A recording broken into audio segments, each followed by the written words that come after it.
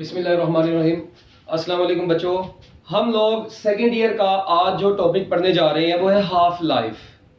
Half life मतलब नाम से पता चल रहा है आधी जिंदगी। ठीक हो गया।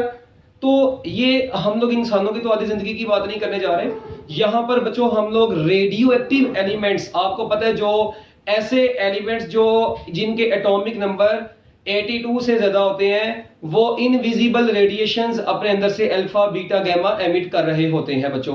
ठीक है, और रैंडमली एमिट करते हैं, मतलब ये एक रैंडम प्रोसेस है। ठीक है, तो ये हम लोग ऑलरेडी मतलब रेडियो एक्टिविटी हम लोगों ने ये पढ़ी थी, ये चीज कि एक रैंडम प्रोसेस है ये वो। ठीक है, इसके ऊपर कोई भी एक्सटर्नल फैक्टर्स का प्रेशर, डेंसिटी, टेम्परेचर वगैरह का कोई इफेक्ट नहीं होता। ये सारी चीजें हम लोगों ने पढ़ी हुई है। हम लोगों ने आज इस लेक्चर में जो चीज पढ़नी है, हम लोगों ने देखना है कि एक रेडियो एक्टिव एलिमेंट की हाफ लाइफ से क्या मुराद है। कितने टाइम के बाद एक रेडियो एक्टिव एलिमेंट में मौजूद नंबर ऑफ एटम्स हाफ हो जाते हैं, कितने उसके डिके होते हैं, कितने डिकेड बाकी बच जाते हैं, कितनी उनकी फ्रैक्शन होती है, कौन कौन से रेडियो एक्टिव एलिमेंट्स हैं, उनकी क्या क्या हाफ लाइफ्स है। ठीक है, डिके कांस्टेंट क्या है, relation between half life and decay constant. बच्चों ये सारी चीजें जो कि हम लोगों ने आज के अपने इस खूबसूरत लेक्चर के अंदर पढ़ने जा रहे हैं। ठीक हो गया। तो सबसे पहले तो स्टार्ट करते हैं इसकी डेफिनेशन से। नाम से पता चल रहा है time required to decay, time required to decay half of atoms of a radioactive element. Time required to decay half of atoms of a radioactive element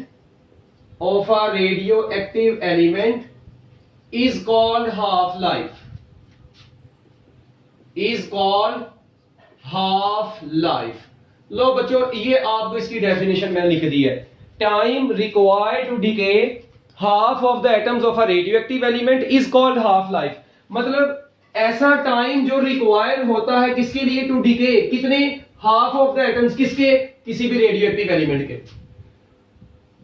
is called half life. एक radioactive element के half atoms को decay होने में कितना time लगता है, this time is known as half life.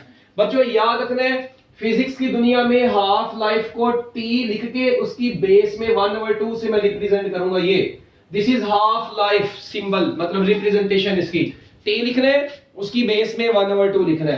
तो अभी ना हम लोग एक इसी को मतलब स्टार्ट करने से पहले मैं कुछ आपको एक दो बातें और बता दूं। देखिए, पहले तो मैंने सबसे आप लोगों को बच्चों इसकी क्या बताइए डेफिनेशन, तो पहले सबसे इसकी डेफिनेशन तो जरा नोट करें ना। आपको पता है कि मैंने आप लोगों के सामने एक रेडियो एक्टिव एलिमेंट रखता हूं। लेट वी से बच्चों मेरे पास ये एक रेडियो एक्टिव एलिमेंट है। ठीक है, this is a radio active element. Okay, ये एक रेडियो एक्टिव एलिमेंट है और इस रेडियो एक्टिव एलिमेंट के बहुत ज्यादा नंबर ऑफ एटम्स इस वक्त बच्चों यहां पर मेरे पास मौजूद है। Very large number of atoms are present in this box. एक रेडियो एक्टिव एलिमेंट है, उसके very large number of atoms इस बॉक्स में, अपना इस सर्कल में, इसमें मतलब सफियर में, जो मर्जी कह लें, इसमें पैक है। अच्छा, अब ये कोई भी एक रेडियो एक्टिव एलिमेंट है, उसको आपने उसके नंबर ऑफ एटम्स इस सर्कल के अंदर आपने बंद कर दिए हैं। ठीक है, पड़े रहे पड़े रहे पड़े रहे पड़े रहे, पता नहीं कब तक पड़े रहे हैं। सपोज करें, आपको पता है हर रेडियो एक्टिव एलिमेंट की एक हाफ लाइफ होती है। सपोज करते हैं इसकी पहली फर्स्ट हाफ लाइफ गुजरी।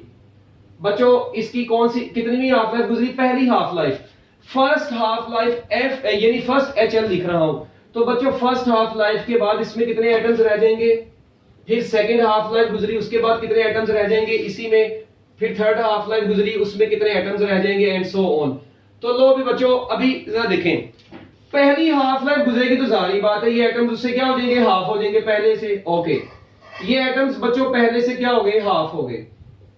इस रेडियो एक्टिव एलिमेंट के नंबर ऑफ एटम्स डिके हो गए, हाफ डिके हो गए, हाफ बच गए हैं पहली हाफ लाइफ के बाद। अच्छा, जब बच्चों सेकंड हाफ लाइफ गुजरेगी ना, तो सेकंड हाफ लाइफ के बाद इसमें इसके भी हाफ रह जाएंगे ऐसे।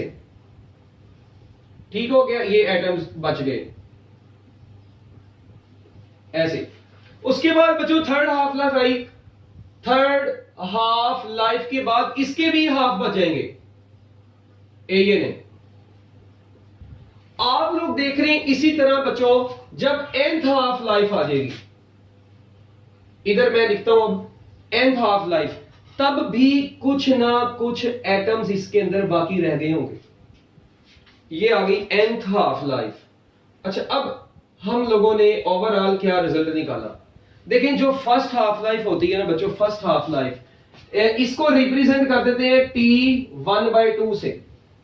Second half life means double of first half life, ऐसे second half life means 2 times T half, third half life means 3 times half life, nth half life mean n times half life. लो अभी बच्चों, जो radioactive element के original number of atoms थे ना, यहां पर आप लोगों के पास बच्चों सपोज करते हैं इधर ओरिजिनल नंबर ऑफ एटम्स की तादाद थी NO। इस वक्त इधर ओरिजिनल नंबर ऑफ एटम्स की तादाद कितनी है बच्चों? NO। ओके, मगर पहली हाफ लाइफ गुजरी, पहले हाफ लाइफ का पीरियड गुजरा, तो बच्चों इसकी तादाद कितनी हो गई? N0/2, पहले का हाफ हो गई। मतलब जितने थे उसके हाफ एटम्स बच गए। N0 से मुराद क्या है? Original number of atoms. बच्चों N0 से मुराद क्या है? ओरिजिनल नंबर ऑफ एटम्स, ठीक है, ऑफ रेडियोएक्टिव एलिमेंट। तो पहली हाफ लाइफ के बाद इतने रह गए। अच्छा, दूसरी हाफ लाइफ के बाद इसका हाफ नहीं हुआ, इनका हाफ हुआ है। तो बच्चों ये पहले कितने थे? N0/2। जब आप लोग N0/2 का मजीद हाफ कर देंगे, जब आप लोग N0/2 का मजीद हाफ कर देंगे, तो ये बनेगा N0/2 की पावर 2, यानी 2 × 2, 2 की पावर 2 आ जाएगा। तो इसका मतलब बच्चों यहां पर ये कितने बच गए? N0/2 की पावर 2 बच गए। ओके, अच्छा, तीसरी हाफ लाइफ के बाद देखिए, अब यहां पर N0/2 की पावर 2 है, तो बच्चों अगर N0/2 की पावर 2 को मजीद हाफ कर देंगे, तो ये 2 की पावर 2 इस 2 से मिलके 2 की पावर 3। तो बच्चों यहां पर ओरिजिनल नंबर ऑफ एटम्स का 2/3 पार्ट बाकी बच जाएगा। इसका मतलब ये हुआ कि इधर जब nth हाफ लाइफ की बात करेंगे, इधर भी कुछ ना कुछ एटम्स तो बच जाएंगे, जीरो तो नहीं हुए एटम्स।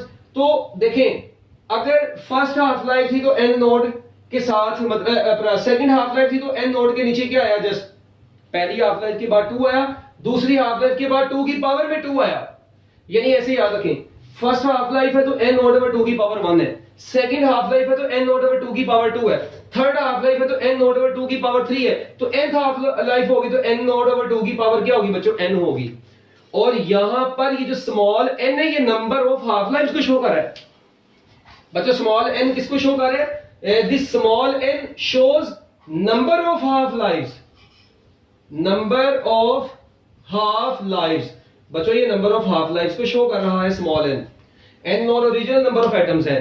तो अभी तक आप लोगों को जो बात मैंने बताई है, इसका ओवरऑल क्या रिजल्ट निकला है? क्या जितने ओरिजिनल एटम्स थे nth हाफ लाइफ के बाद भी ये खत्म हो गए? नहीं, फिर भी कुछ ना कुछ बच गए हैं।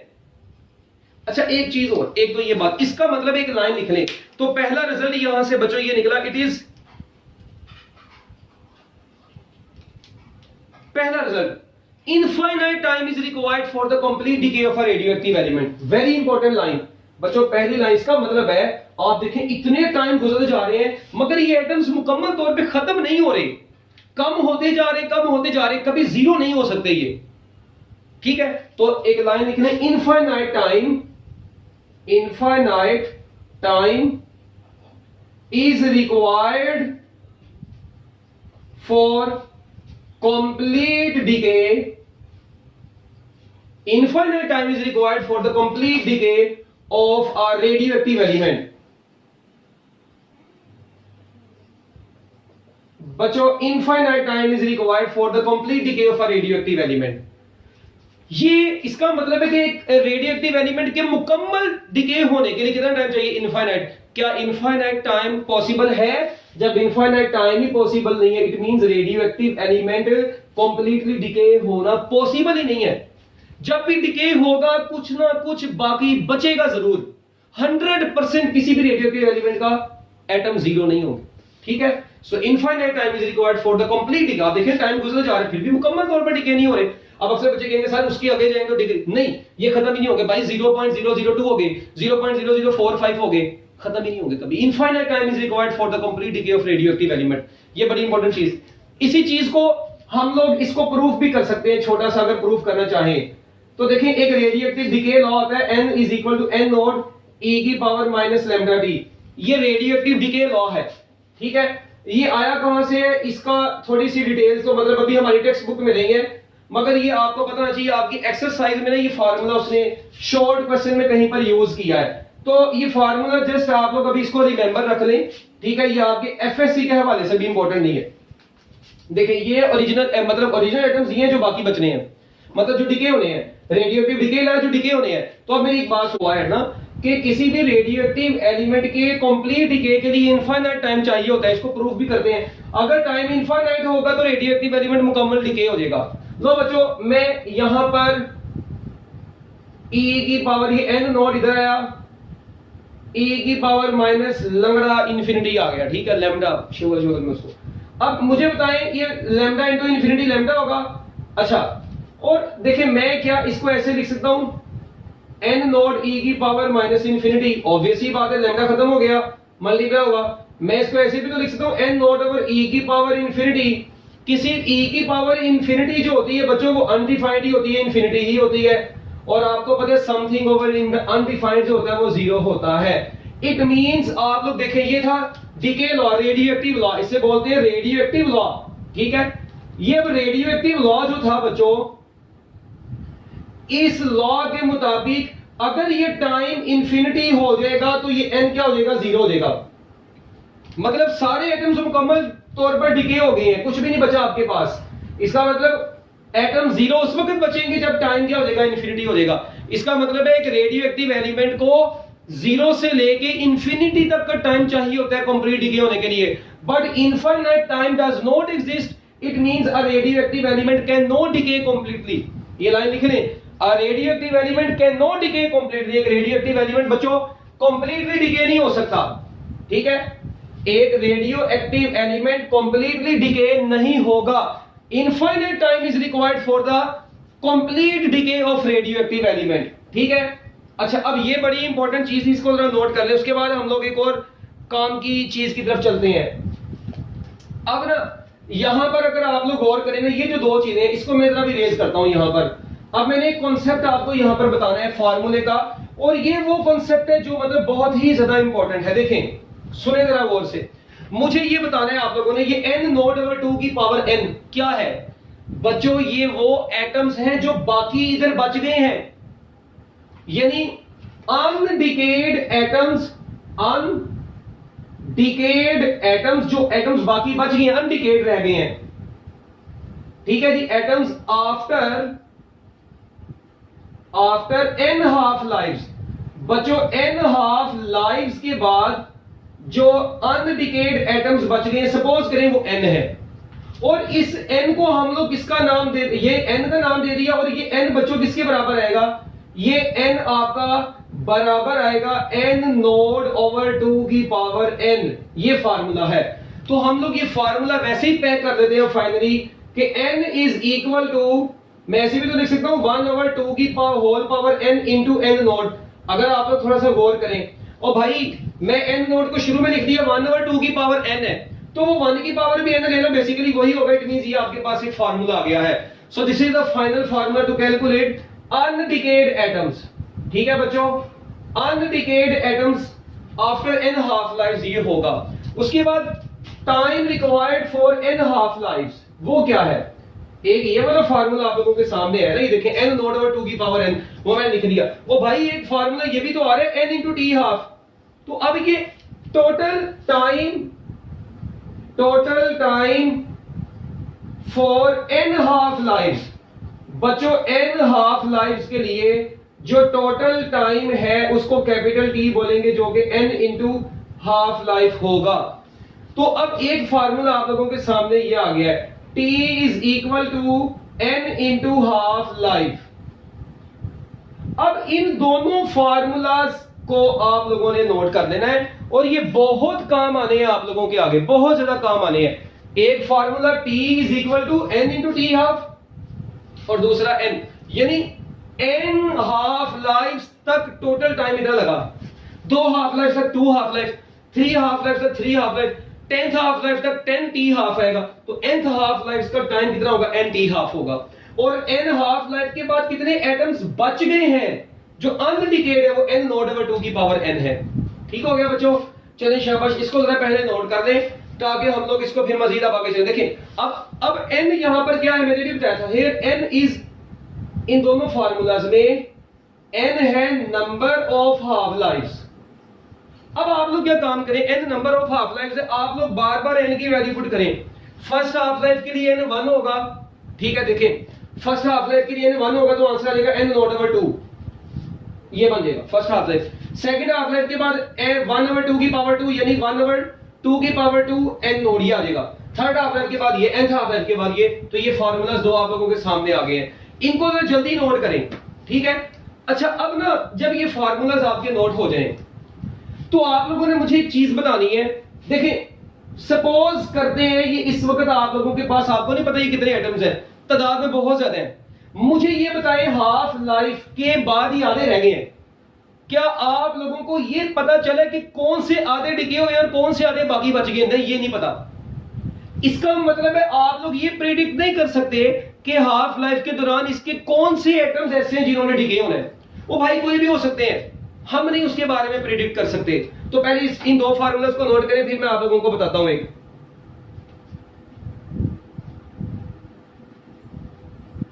इसका मतलब है कि ये इम्पॉसिबल है कि हम लोग ये पता चला लें कि रेडियो एक्टिव डिके के दौरान कौन से एटम ने डिके होना है, इनका नहीं हम लोग पता लगा सकते।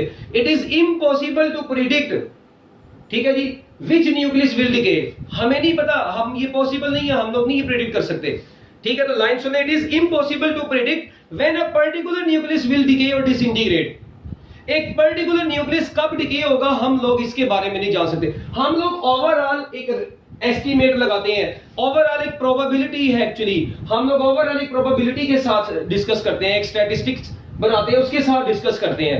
अकेले एक इंडिविजुअल एटम की डिस्कस नहीं करते हम लोग यहाँ पर कि एक इंडिविजुअल एटम डिके होगा ना, हम लोग ओवरऑल एटम्स के अंदर से, ठीक है, हाफ की बात करते हैं, बस इंडिविजुअल एटम के बारे में स्टडी नहीं करते इसमें, ठीक है।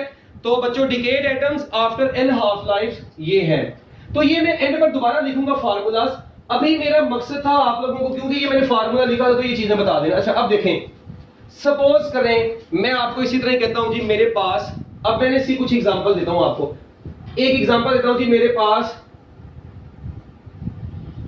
इतने एटम्स हैं बच्चों, ये बनता है 1 लाख एटम्स, ये इस वक्त 1 लाख, सपोज करें ये 1 लाख एटम्स आपके पास हैं, मुझे बताएं ये 1 लाख एटम्स पहली हाफ लाइफ के बाद कितने रह जाएंगे? ऑब्वियस ही बात है 50,000 रह जाएंगे। अच्छा ओ बच्चों सेकंड हाफ लाइफ के बाद कितने रह जाएंगे?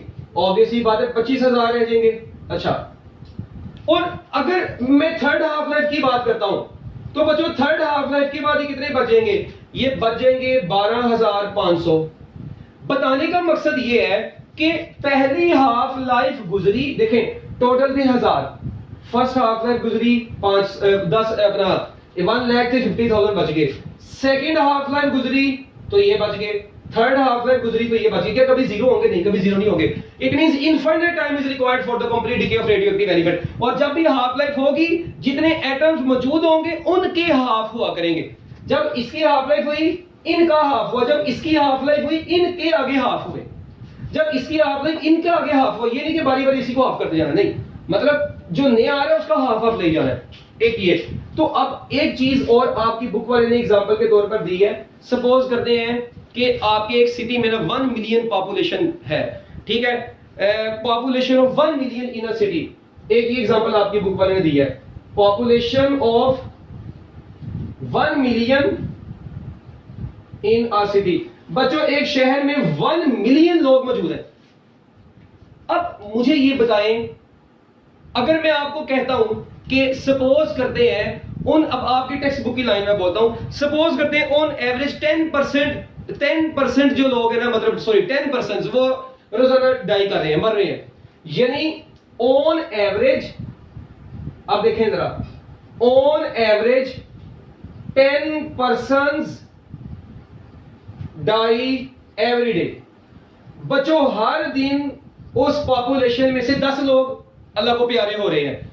अब मुझे ये बताएं, ये आपने लगाया है एक एस्टिमेट, मतलब हर दिन में 10 लोग कम हो रहे हैं। क्या अगर आप लोगों से, अब ये एक प्रोबेबिलिटी है, अगर ये तादाद ज्यादा होती है 1 मिलियन से 2 मिलियन हो जाएगी, तो आप लोगों की ये एक्यूरेसी भी ज्यादा हो जाएगी। मतलब जितना ही पॉपुलेशन की तादाद बढ़ती जा रही है, आपके लिए एक्यूरेसी ज्यादा आसान हो जाएगी, आप लोग ज्यादा अच्छे तरीके से प्रेडिक्ट कर सकते हैं। तो यहां पर खैर उस एक्यूरेसी को डिस्कस नहीं करना।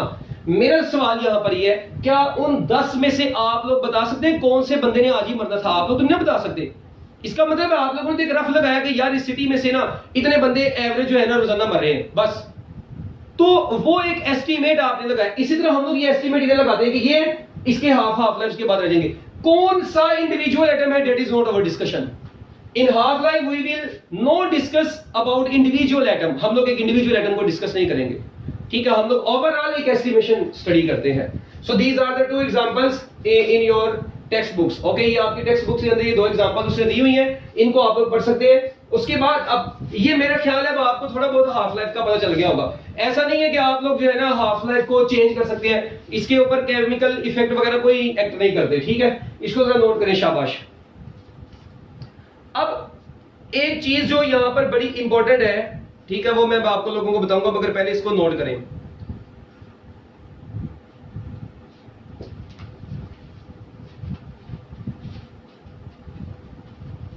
अच्छा बच्चों, हाफ लाइफ का अब हम लोग बनाते हैं एक टेबल छोटा सा, और उस टेबल के अंदर भी हम लोग ग्राफ, पहले बल्कि टेबल भी बनाने से पहले ना एक छोटी सी चीज देखें, डीके कांस्टेंट के बारे में जानना है हमने। अब आगे थोड़ा सा डीके कांस्टेंट क्या चीज होती है, आप लोग लेक्चर को अच्छी तरीके से नोट करें। जिस तरीके से मैंने चीजें बताई है, मैंने एक बेस बना के आप लोगों को चीजें बताई है, ठीक है ना। अब देखें, मैं आपको कहता हूं कि लेट वी से मेरे पास डेल्टा एन डिकेइंग एटम्स है। मुझे ये बताओ बच्चों, डिकेइंग एटम्स, डेल्टा एन कौन से एटम्स हैं? डेल्टा एन शो करता है बच्चों डिकेइंग एटम्स को, जबकि एन नोड किसको शो करता है?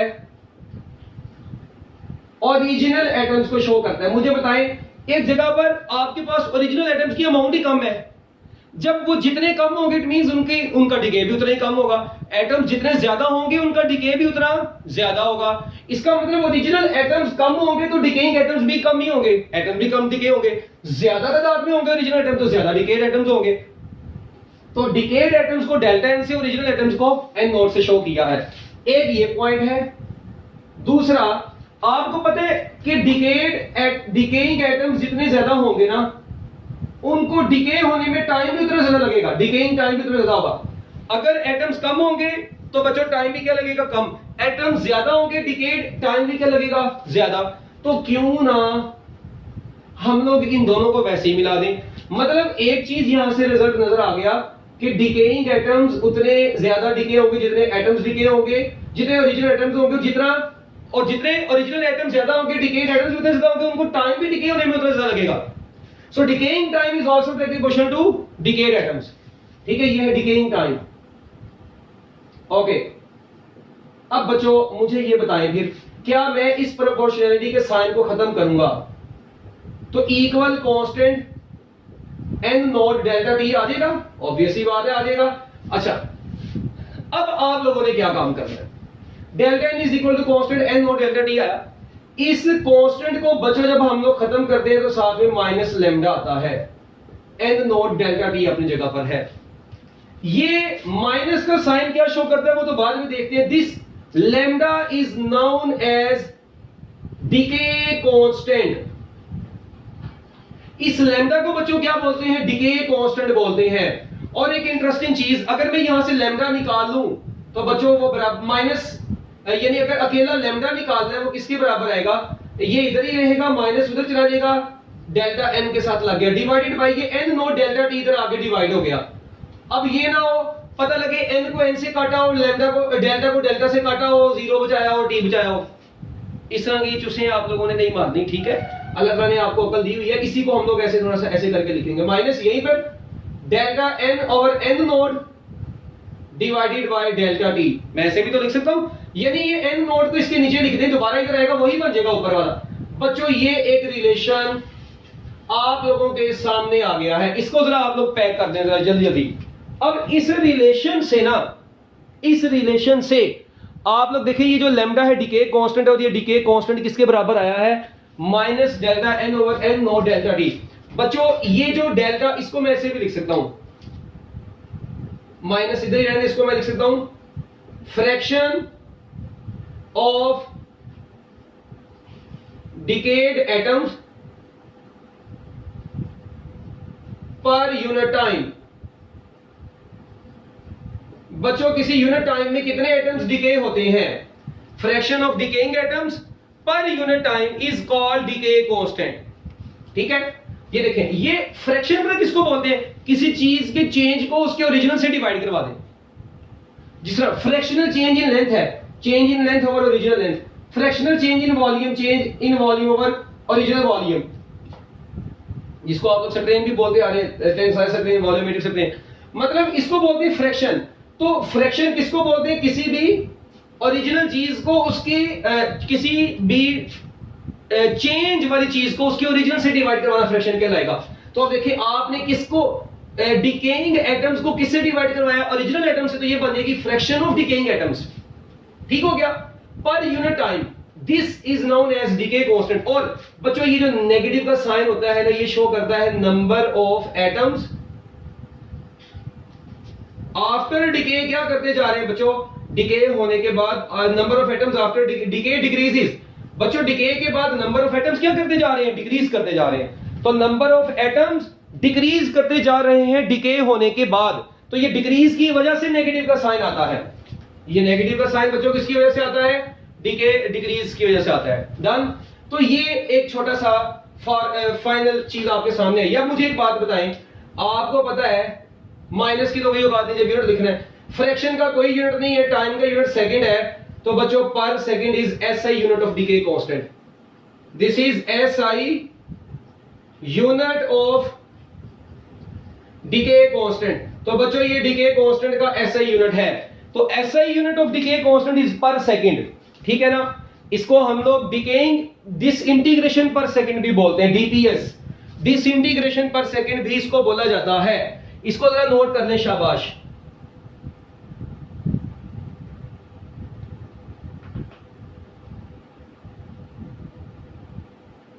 लो बच्चों, अब एक चीज, डिसइंटीग्रेशन पर सेकंड को ना थोड़ा सा मैं भी आगे जाके डिटेल में एक्सप्लेन करूंगा। इसको भी आप लोग पर सेकंड ही बोलें बस, ठीक है ना, इसको भी आप लोगों ने पर सेकंड ही बोलना है, ऐसा यूनिट ऑफ डिके कांस्टेंट।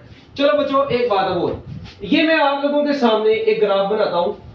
ठीक है, इस ग्राफ में, ठीक है, हम लोग एक्स एक्सिस पर और वाई एक्सिस पर, एक्स एक्सिस पर बच्चों हम लोग नंबर ऑफ रेडियोएक्टिव न्यूक्लियाई रखेंगे।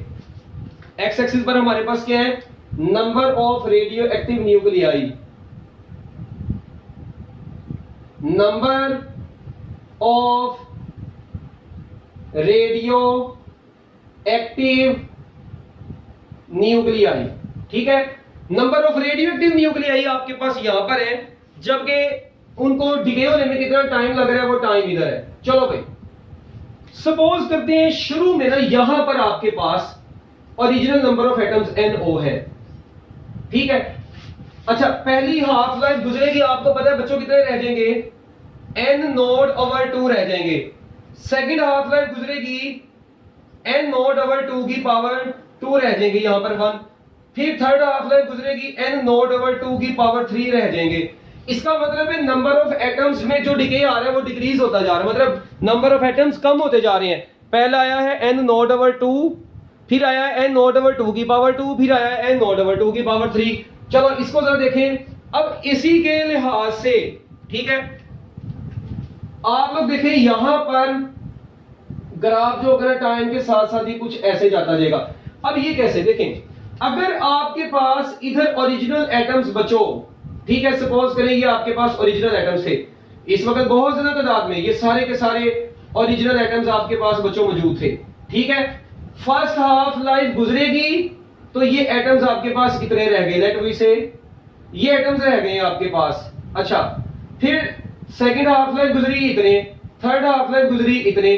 बताने का मकसद, आप लोग देखें ये एटम्स क्या होते जा रहे हैं बच्चों, कम से कम होते जा रहे हैं। ऐसा हो रहा है, ये और कम होते जा रहे हैं। अच्छा अब ये देखें भाई, अब आप लोग देखें कि शुरू में यहां पर क्या थी, n नोड अमाउंट थी। अच्छा उसके बाद क्या हो रहा है बच्चों, n नोड के बाद n नोड का हाफ हो गया, उसके बाद n नोड, फिर ये। अब आप लोग देखें इधर से इधर तक, यहां तक का एक हाफ लाइफ का टाइम बनेगा, इधर तक का भी एक टाइम बनेगा, इधर तक का भी एक टाइम बनेगा। अब इन टाइम्स को मैं कैसे लिखूंगा? हाँ जी, मुझे बताना है आप लोगों ने बच्चों के ये जो एटम्स बचे थे, यहां पर टाइम, इसको थोड़ा नीचे करते हैं। पहले शुरू में तो टाइम अभी 0 था, 0 टाइम पर अभी आपके पास मैक्सिमम नंबर ऑफ एटम्स मौजूद है। मगर जैसे ही फर्स्ट हाफ लाइफ गुजरी, मतलब इसका ये वाला टाइम जो होगा t 1/2 हो जाएगा, ठीक है। और ये कितने हाफ लाइफ के बाद बचे? 2 हाफ लाइफ के बाद बच गए हैं। ये कितनी हाफ लाइफ के बाद बचे हैं बच्चों? 3 हाफ लाइफ के बाद बचे हैं। सो दिस इज द टाइम। अब आप लोग देख रहे हैं कि जैसे जैसे टाइम गुजरता जा रहा है, नंबर ऑफ एटम्स में जो डिके आता जा रहा है, तो नंबर ऑफ एटम्स डिक्रीज हो रहे हैं। नेगेटिव का साइन यही शो करता है कि number of atoms after decay क्या करते जा रहे हैं? डिक्रीज करते जा रहे हैं। तो नंबर ऑफ एटम्स डिक्रीज करते जा रहे हैं। तो बच्चों अब आपके पास एक फाइनल ये रिलेशन आ चुके हैं। अब मेरी एक बात सुने, इसका मतलब ये हुआ, ये मैं आपको बार बार बता रहा हूं, एक बात सुने, n after n half lives, n naught 1/2 की होल पावर n, ये बचा था आपके पास, ठीक है। ये क्या है भला बच्चों? ये है number of atoms, number of atoms undecayed, number of atoms undecayed after n half lifes, after n half lives number of atoms undecayed इतने हैं, ओके। जबकि अगर मैं बच्चों इसको ऐसे लिख दूं, n/n node is equal to 1/2 की होल पावर n। बच्चों अब देखें, ये टोटल एटम्स को ओरिजिनल, मतलब नंबर ऑफ डिकेड एटम्स को ओरिजिनल एटम से डिवाइड करवा देंगे, इसे बोलेंगे फ्रैक्शन ऑफ अनडिकेड एटम्स। किसी भी चीज को ओरिजिनल से डिवाइड करवा देंगे, उस चीज की फ्रैक्शन बन जाती है, मैंने अभी बताया। तो ये है फ्रैक्शन ऑफ अनडिकेड एटम्स। तो बच्चों अनडिकेड एटम्स की अगर तो फ्रैक्शन निकालनी है, ठीक है, अगर फ्रैक्शन निकालनी है, फिर आपका आंसर किसकी फॉर्म में आया करेगा? 1/2 की होल पावर n में आया करेगा। जब नंबर ऑफ एटम्स की फॉर्म में निकालना, फिर n नोड साथ में जरूर आएगा। मतलब ये कि अब शॉर्टकट, जब आपका सवाल में आपने देख रहे हैं क्या आंसर उसने एटम्स की फॉर्म में पूछा है या फ्रैक्शन की फॉर्म में। जब एटम्स की फॉर्म में पूछेगा इधर n नोड आएगा, जब फ्रैक्शन की फॉर्म में पूछेगा इधर n नोड नहीं होगा। बात खत्म बस। अच्छा ये तो हो गया ना नंबर ऑफ एटम्स अनडिकेड। अगर मैं आप लोगों से पूछूं कि मुझे ये बताएं, क्या मैं ऐसे लिख सकता हूं n is equal to n naught 1 - 1/2 की पावर n। ये बच्चों ये पता क्या होगा, देखें इसका कोई मुश्किल चीज नहीं है। आप लोग देखें n नोड शुरू में थे, ठीक है, उसको इसमें से माइनस कर दें। n नोड 1/2 की होल पावर n को मैं ऐसे भी तो लिख सकता हूं। तो n नोड को कॉमन ले, अंदर क्या बचेगा? 1 - 1/2 की पावर n। यानी अगर ओरिजिनल एटम्स में से ये कौन से थे? डिकेड। हाँ जी, ओ भाई ये डिकेड ही है ना, नंबर ऑफ सॉरी अनडिकेड। ये क्या है? अनडिकेड।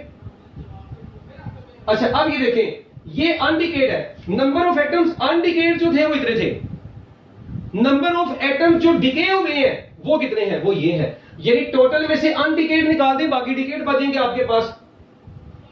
तो बच्चों ये होंगे number of decayed atoms after n half lives, number of decayed atoms after n half lives. और फ्रैक्शन इसकी क्या हो जाएगी बच्चों? ये तो चला जाएगा, तो फ्रैक्शन क्या हो जाएगी? 1 - 1/2 की power n is fraction of decayed atoms. ठीक है, इसको जरा नोट कर ले शाबाश जल्दी।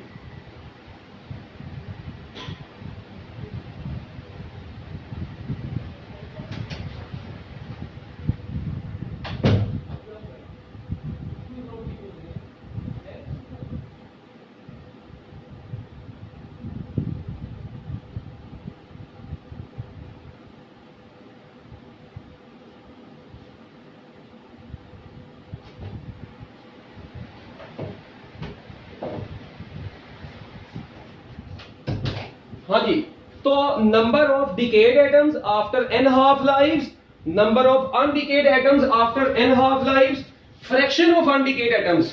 ठीक है, ये चीजें अब आपको पता होनी चाहिए अच्छे तरीके से। और ये छोटे छोटे ये एमसीक्यूज में भी आती हैं आप लोगों को, ठीक है, वो कैसे आती हैं वो मैं आप लोगों को भी आगे जाकर भी बताऊंगा। तो लो बच्चों, ये आपका हाफ लाइफ का जो थोड़ा बहुत कॉन्सेप्ट था वो हो गया है।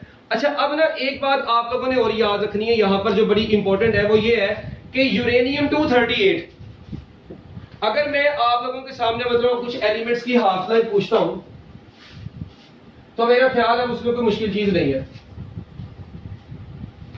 इसके बाद मैं एक बार आप लोगों से इससे कुछ क्वेश्चंस करूंगा, फिर हमारा ये लेक्चर कंप्लीट हो जाएगा।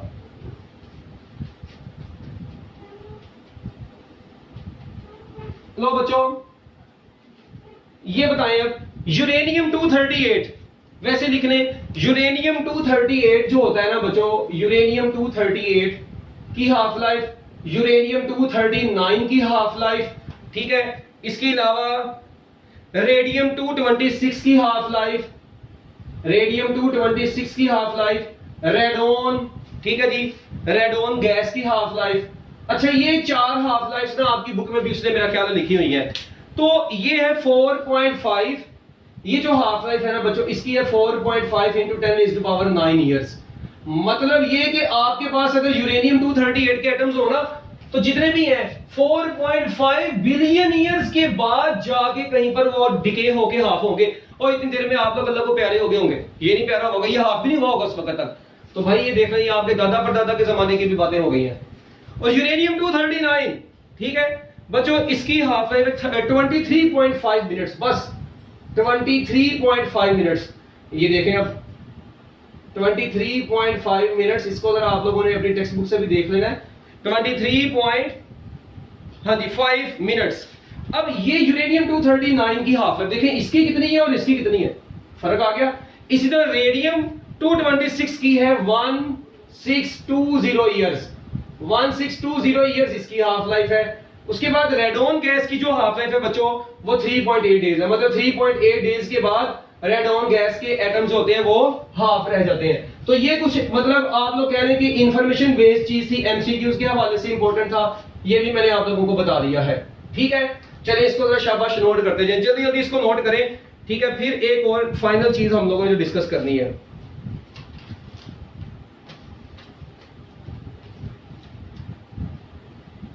अब ना आपकी बुक में एक रिलेशन लिखा हुआ है, रिलेशन बिटवीन, देखिए अभी आप लोगों ने एक रिलेशन पढ़ा कि lambda is equal to minus delta N over N divided by delta T.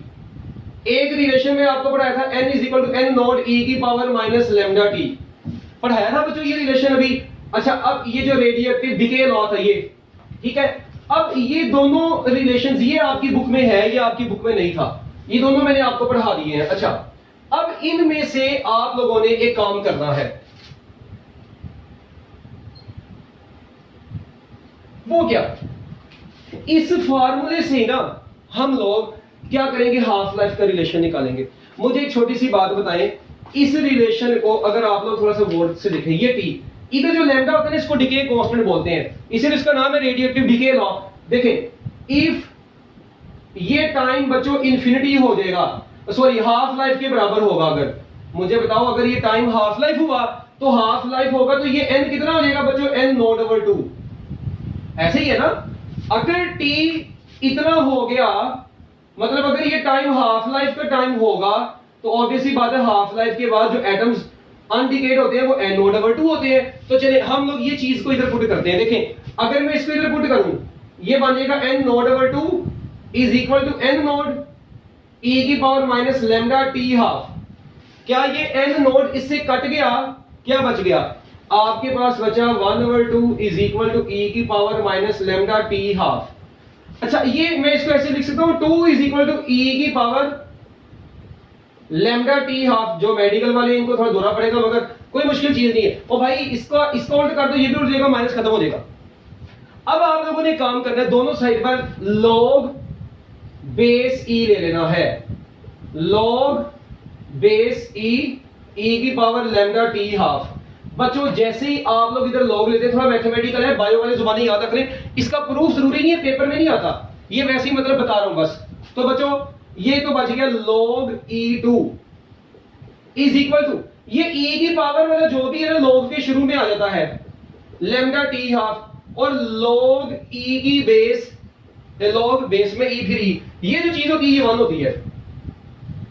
अब log base e2 is equal to lambda t half into 1 बच गया, तो ये 1 वैसे खत्म हो गया, आपके पास ये आ गया। तो बच्चों लैम्डा कितना आ जाएगा, लैम्डा बराबर आ जाएगा log base e2 divided by half life.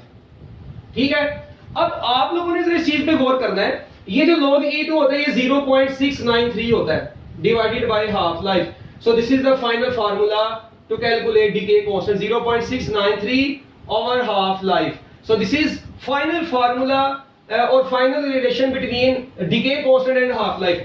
If you are given half life, you can find out decay constant. If you are given decay constant, you can find half life. So by using this formula we can solve our different MCQs. ठीक हो गया? Okay बच्चों, इसको जरा note कर ले, शाबाश, जल्दी जल्दी जरा इसको नोट करें मिनट लगा के।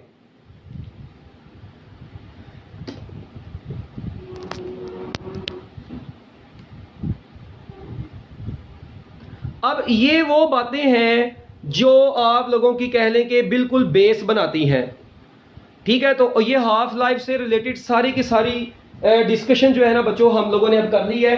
ठीक है, एंड पर उसने बस एक छोटी सी डिस्कशन ये की हुई है, आप लोग देखेंगे उसने बताया हुआ है कि जो रेडियो एक्टिव एलिमेंट्स ऐसे होते हैं, कुछ एटम्स कुछ ना ऐसे कह लें कि आप लोगों के पास एलिमेंट्स होते हैं जो अनस्टेबल नहीं होते बल्कि स्टेबल होते हैं। तो कुछ स्टेबल एलिमेंट्स जो होते हैं ना बच्चों, अगर स्टेबल एलिमेंट्स के ऊपर आप लोग क्या करें, स्टेबल एलिमेंट्स के ऊपर बम्बारमेंट करें, किनकी, हाई एनर्जी, बम्बारमेंट कर दें हाई एनर्जी वाले पार्टिकल्स की। ठीक है जी, when some stable elements are bombarded by high energy particles, ठीक है, बम्बारमेंट हाई एनर्जी पार्टिकल्स की, गैमा रेज वगैरह की, जब बच्चों आप लोग इन पार्टिकल्स की बम्बारमेंट करते हैं ना किसी भी स्टेबल एलिमेंट के ऊपर, तो बच्चों याद रखना है स्टेबल एलिमेंट के ऊपर बम्बारमेंट करने से ना वो एलिमेंट के एटम्स अपनी एक्साइटेड स्टेट में चले जाते हैं, एक्साइटेड स्टेट में चले जाते हैं और वो अनस्टेबल हो जाते हैं बच्चों, और वो क्या हो जाते हैं, वो अनस्टेबल हो जाते हैं, और जब वो अनस्टेबल हो जाते हैं तो वो रेडियो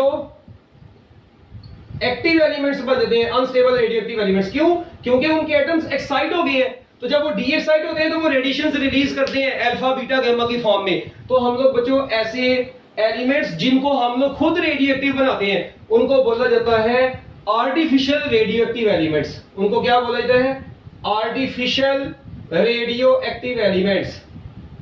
ठीक है बच्चों, ये मैटर की बुक में डिटेल में उसने लिखा भी हुआ है, एग्जांपल्स वगैरह भी दी हैं, मगर हमारा यहाँ पर भी इसकी एग्जांपल से कोई तल्लुक नहीं है। आप लोग एक मरतबा दोबारा सुन ले, मैं बोल देता हूँ कि जब स्टेबल एलिमेंट के ऊपर बम्बारमेंट होती है हाई एनर्जी पार्टिकल्स की, तो बच्चों हाई एनर्जी पार्टिकल्स की बम्बारमेंट होती है, वो उसके एटम्स को, उसके न्यूक्लियस को एक्साइट कर देता है, और जब उसका न्यूक्लियस एक्साइट हो जाएगा तो वो अनस्टेबल हो जाएंगे। ठीक है, और जब वो अनस्टेबल हो जाएंगे तो वो रेडिएशंस को रिलीज करेंगे, इसका मतलब उनको क्या बोलेंगे? Artificial radio active elements. ठीक है, तो ये बातें लो बच्चों आपके बहुत काम की थी। ठीक है, ये अब खत्म हो चुकी हैं। अब एक चीज लास्ट पर, अब एमसीक्यूज हाफ लाइफ से रिलेटेड। बच्चे कहते हैं सर हमें हाफ लाइफ के रिलेटेड ना एमसीक्यूज बड़े मुश्किल लगते हैं। और भाई कुछ मुश्किल नहीं है। देखें, मैं आपको एक जनरल सी चीज पूछता हूं, मैं कहता हूं जी बताएं आफ्टर, ठीक है, एक ना ओरिजिनल आपके पास ना ओरिजिनल नंबर ऑफ एटम्स है n नोड। ठीक है, बताओ व्हाट फ्रैक्शन ऑफ, एमसीक्यू लिख लें बस, what fraction of radio active elements will decay in 3 half lives। ये ले मेरा सवाल है, what fraction of radio active elements will decay in 3 half lives. 3 half lives में कितनी फ्रैक्शन ऑफ डिकेड एटम्स जो है ना वो मतलब बचे होगी, डिके कितनी होगी? What fraction of radioactive element will decay in 3 half lives? तो बच्चों सबसे पहले तो आप लोग देखें, बात मैंने दो एमसीक्यू में देखें। सबसे पहले पूछिए फ्रैक्शन, फ्रैक्शन पूछिए किसकी, रेडियोएक्टिव एलिमेंट की, और पूछिए भी फ्रैक्शन ऑफ डिकेड एटम्स है, और कितनी हाफ लाइफ्स में, 3 हाफ लाइफ्स में। बच्चों सबसे पहले तो मुझे डिकेड एटम्स की इक्वेशन लिखवाएं। हाँ जी, एज वी नाउ दैट, बच्चों जैसा कि हम लोग जानते हैं n is equal to n naught 1 minus 1/2 की पावर n। ये है इक्वेशन डिकेड एटम्स निकालने की। अनडिकेड की बुक में लिखी है, ये नहीं लिखी हुई। अच्छा, अब कितनी हाफ लाइफ्स पूछी है, 3। आप लोग यहां पर 1 माइनस 1/2 की पावर 3। बच्चों ये n नोट यहीं पर रहा, 1 माइनस 1/2 की पावर 3 कितना हो गया, 8 हो गया। आंसर आ गया n नोट इंटू 7/8। एलसीएम ले, तो इसका मतलब है कि n is equal to n naught 7/8। मैं ऐसे भी लिख सकता हूं n over n naught is equal to 7/8। So 7/8 is your final answer. ये देखें, क्या ये फ्रैक्शन होगी किसकी, अनडिकेड डिकेड एटम्स की। तो फ्रैक्शन ऑफ डिकेड एटम्स, वैसे भी देखें ये इसके साथ वाली जो चीज होती है ना, ये फ्रैक्शन ही कहलाती होती है। तो वैसे भी आप लोग देख सकते हैं, मतलब विदाउट n नोट जो चीज है वो फ्रैक्शन है। सो फ्रैक्शन ऑफ डिकेड एटम्स कितनी है बच्चों, 3 हाफ लाइफ्स में। तो 3 हाफ लाइफ्स में what fraction of radioactive element will decay, 7/8। और अगर मैं आप लोगों से यहीं पर ये पूछ लेता what fraction of radioactive element will remain undecayed, अगर मैं आपको इसी एमसीक्यू में अनडिकेड का लफ्ज देता बच्चों, तो मेरी बात सुने, फार्मूला होता है n is equal to n naught 1 minus 1/2 की पावर n।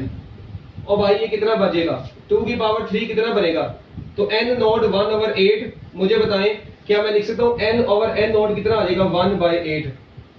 तो इसका मतलब ये हुआ 1/8 अनडिकेड है, तो 7/8 क्या हो जाएगी, डिकेड हो जाएगी। और भाई ठीक है, तो ये था आप लोगों का एक बहुत ही हाफ लाइफ से रिलेटेड इंटरेस्टिंग टॉपिक, ठीक है, जो कि अब मेरी तरफ से मुकम्मल तौर पर खत्म हो चुका है। एमसीक्यूज की फॉर्म में आएगा। अच्छा, अगर एमसीक्यू की फॉर्म में आता हो, कहता what number of radioactive atoms will decay in 3 half lives, तो बच्चों आंसर में कितना आता, 7/8 n नोट। बस फ्रैक्शन ना पूछता, आंसर में n नोट आता। फ्रैक्शन पूछा होगा तो आंसर में सिर्फ वैल्यू ही होगी, साथ कोई चीज नहीं लगी होगी। सो this is your complete half life topic. इंशाल्लाह अब हम लोग चैप्टर नंबर 12 के 21 के अगले टॉपिक्स को बहुत ज्यादा एनर्जी के साथ इंशाल्लाह बहुत जबरदस्त तरीके से पढ़ेंगे। तो आप लोगों ने बच्चों इसको अच्छे तरीके से पढ़ना है। मैं उम्मीद करता हूं कि आप लोगों को ये समझ आ गया होगा। Best of luck, Allah Hafiz.